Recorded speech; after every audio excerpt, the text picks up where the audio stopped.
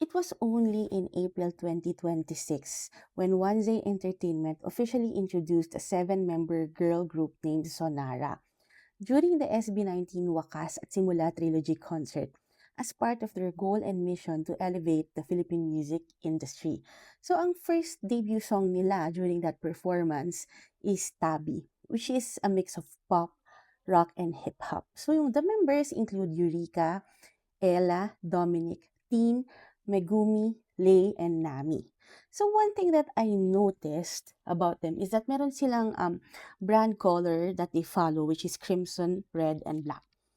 At mas edgy yung branding nila when I compare it or when I try to compare it with other girl groups in the Philippines. So for them, it works.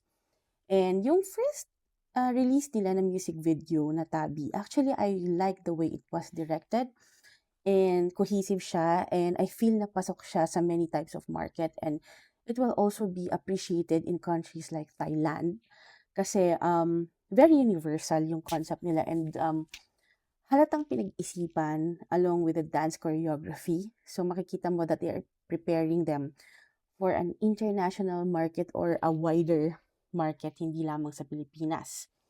And although they are rookies, makikita mo dito that very well trained na sila, handa na silang sumabak, and every performance nila, even yung mga mall shows nila, they become even more confident and alam nilang mag-handle ng tough pressure. So, just like SB19, I feel na sinabak talaga sila with the numerous trainings and preparation, and hindi lamang yung physical routines and dance choreography, but also mentally. So, meron silang edge ng mga mentors and guidance coming from one of the best boy groups in the world right now, which is SB19. So, ang isa pang gusto ko sa kanila, Sonara members, apart from, in fact, looking great at very stylish sila, they have the ability to write their own songs. Kasi if you are going to elevate the Philippine music industry na sinasabi mo, and if you want to enter the market,